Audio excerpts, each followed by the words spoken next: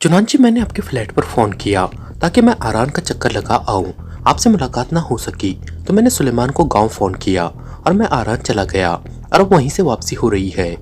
Black zero ने तफसील बताते हुए कहा, जबकि इस दौरान इमरान इत्मीनान से बैठा चाय सिप करता रहा। ये साजिश पाकिस्तान के मुलहका इलाकों से मुतालिक है, इमरान ने कहा तो ब्लैक ज़ीरो बेइख्तियार उछल पड़ा। उसके चेहरे पर शदीद हैरत के तासुरात थे।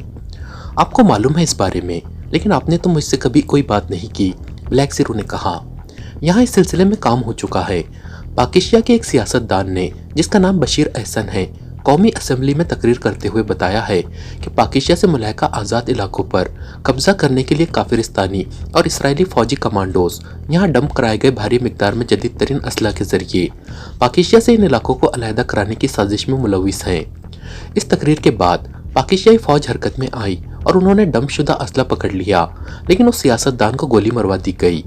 टाइगर ने इस पर काम किया तो उसे मालूमात मिली और इन मालूमात के मुताबिक एक पेशावर कातिल अमानिया से लाया गया। वो इंतहाई माहिर निशानेबाज था।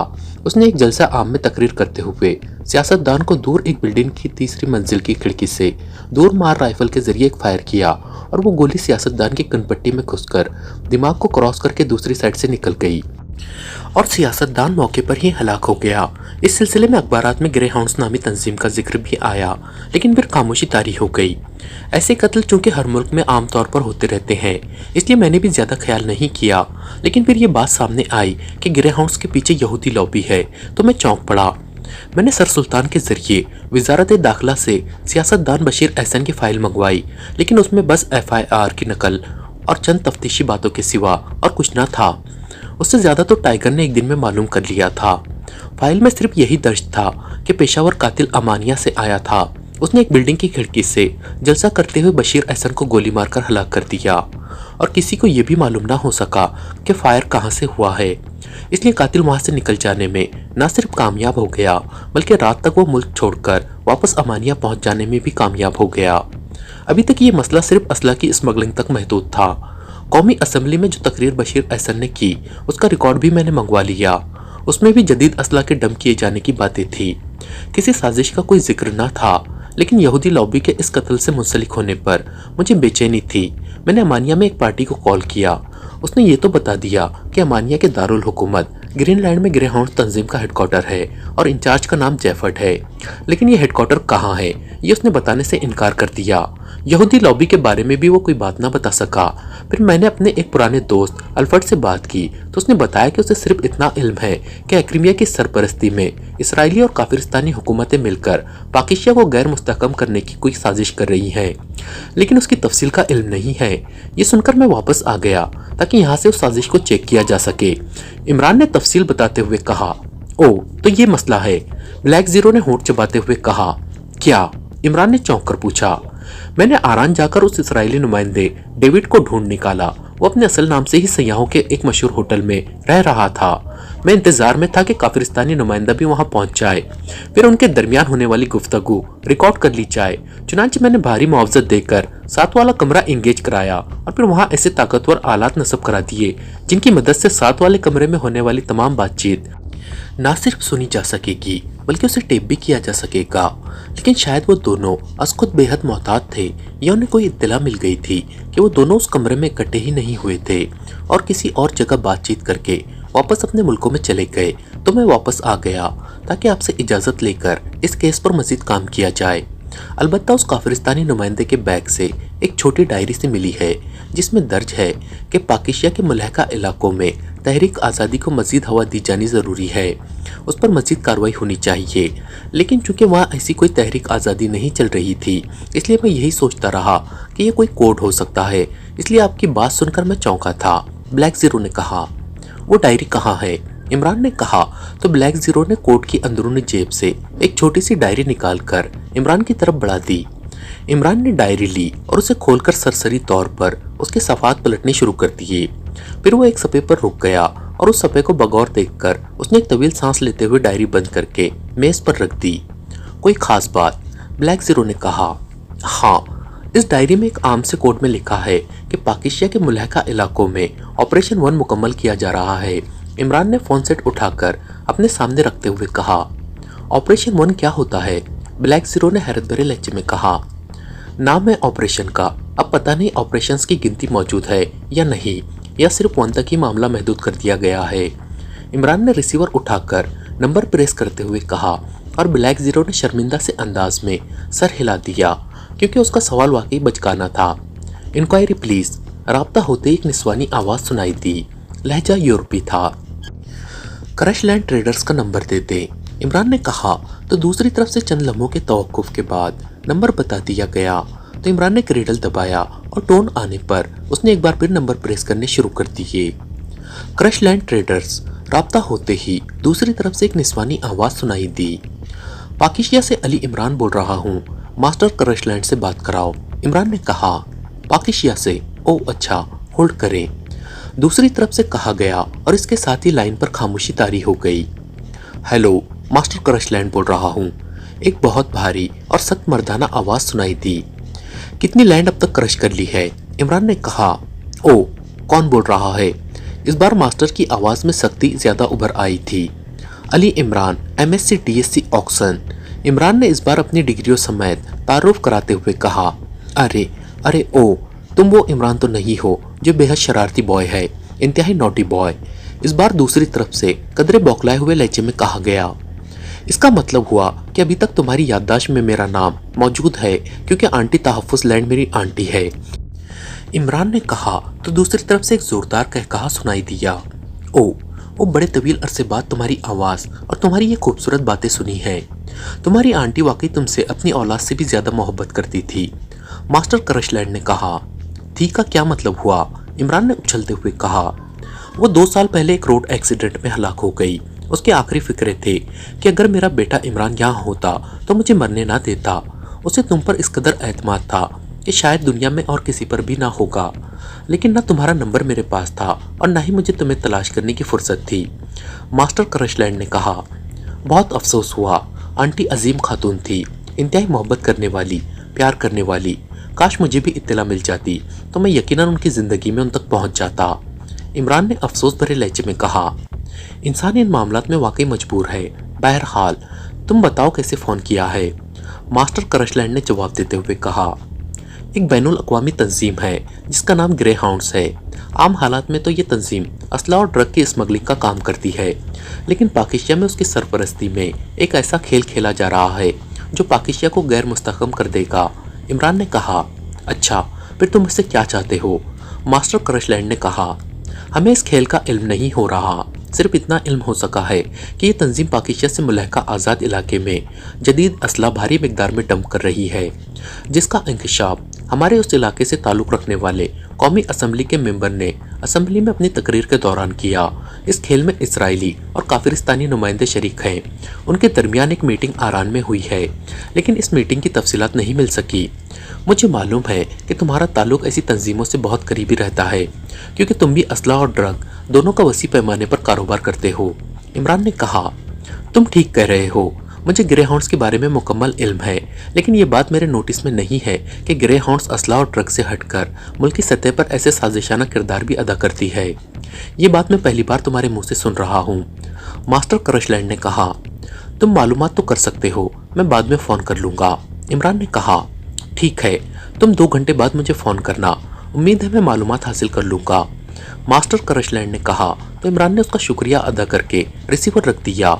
इमरान साहब, ऐसी क्या साजिश हो सकती है? वो हमारी सरजमीन पर खुला हमला तो नहीं कर सकते क्योंकि हमारी फौज हर तरह से सरहदों पर अलर्ट रहती है। फिर ये कदीम दौर नहीं है कि ताकत के जोर पर दूसरों के इलाकों पर कब्जा कर लिया जाए। मौजूदा दौर में तो ऐसा मुमकिन ही नहीं है, ब्लैक जीरो ने कहा। इसके बावजूद कोई साजिश दरपर्दा हो रही है, इमरान ने कहा। तो ब्लैक जीरो ने इस बात में सर हिला दिया। अब मुझे एक बार फिर चाय पिलवाओ और मेरी तरफ से इसे लास्ट वार्निंग समझना और आइंदा इस तरह मेरे नोटिस में लाए बगैर दानिश मंजिल छोड़कर मत जाना, इमरान ने कहा। सॉरी इमरान साहब, आइंदा ऐसी शिकायत ना होगी। मुझे यकीन था कि सुलेमान आपको फ़ोन करके इत्तला दे देगा, ब्लैक जीरो ने कहा। वो अपनी मर्जी का मालिक है, बहरहाल आइंदा मोहतात रहना, इमरान ने कहा। तो ब्लैक जीरो इस बात में सर हिलाता हुआ किचन की तरफ बढ़ गया। काफिरिस्तान में ब्लैक राउट के नाम से एक गैर सरकारी तंजीम बनाई गई थी जिसका चीफ काफिरिस्तान का एक कर्नल था जो तवील अरसे तक मिलिट्री इंटेलिजेंस में काम करने के बाद अब रिटायर हो गया था। रिटायरमेंट के बाद उसे ब्लैक रॉड का चीफ बना दिया था और इस तंजीम में मिलिट्री इंटेलिजेंस और काफिरिस्तान सीक्रेट सर्विस के साथ साथ दूसरी सरकारी तंजीमों में से अफराद लिए गए थे। उन सब की तादाद 20 थी। इनमें 4 औरतें थी जबकि 16 मर्द थे। इसका हेडक्वार्टर दारुल हुकूमत के नवाही इलाके कटार में बनाया गया था।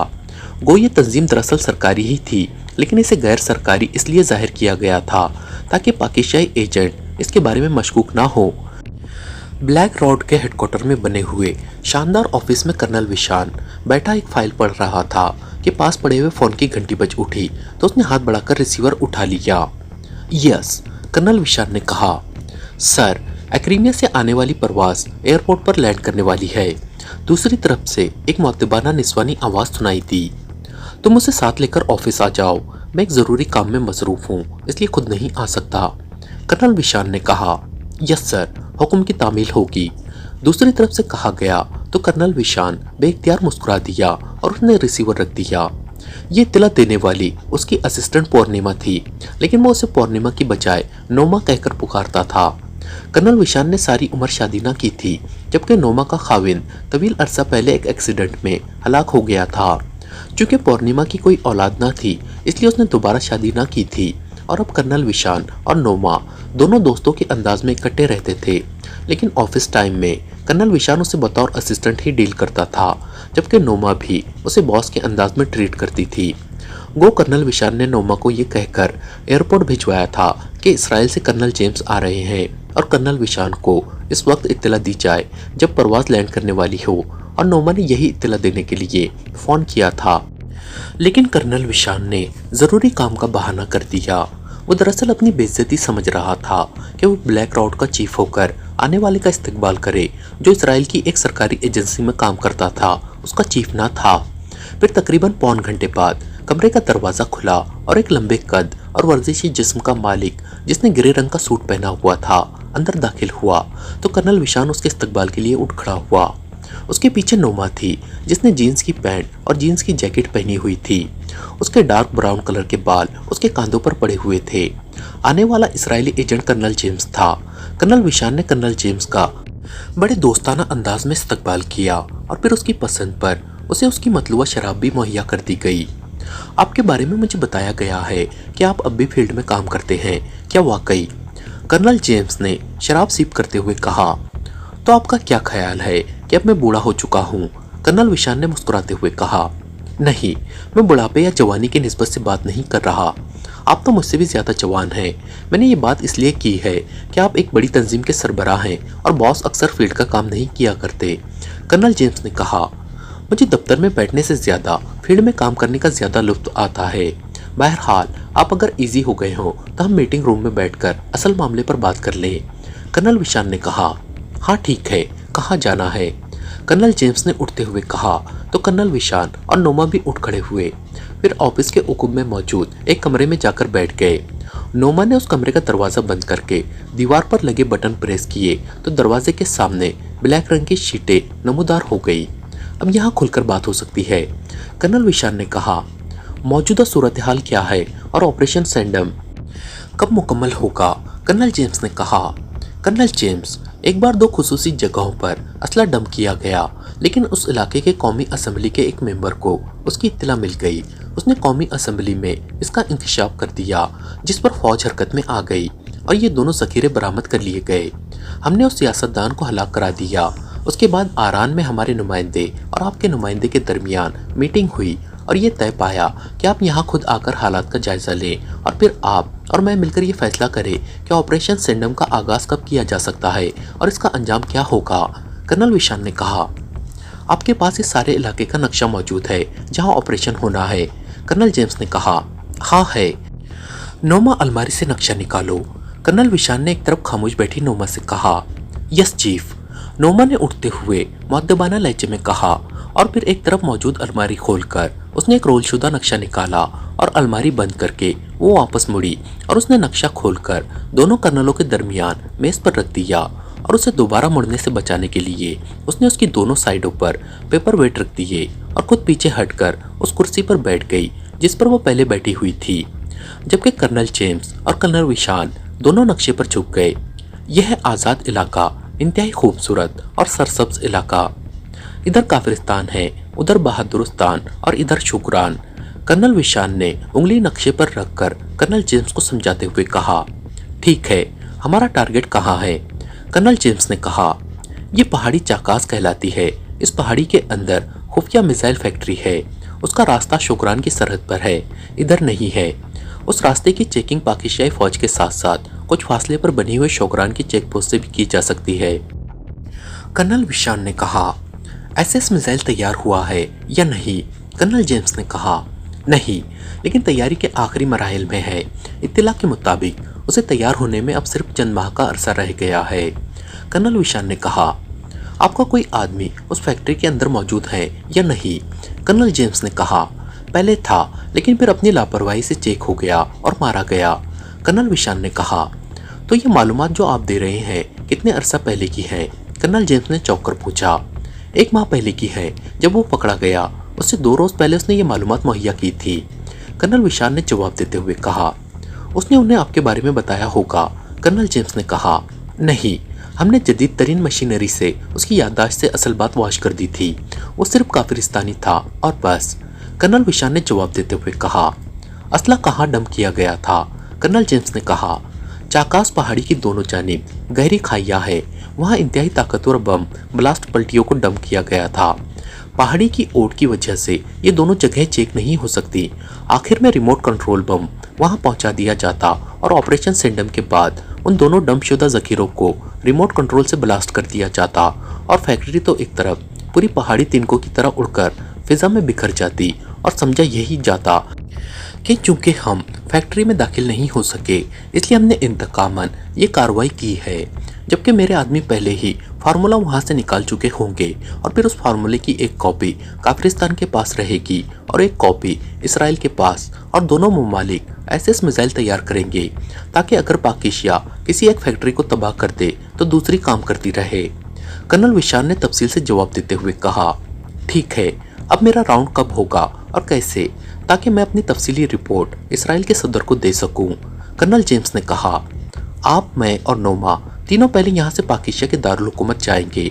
वहाँ से हम सयाहत करने के लिए आज़ाद इलाके में जाएंगे और फिर फासले से आपको चाकास पहाड़ी भी दिखा दी जाएगी, क्योंकि वहाँ सयाहों को करीब नहीं जाने दिया जाता।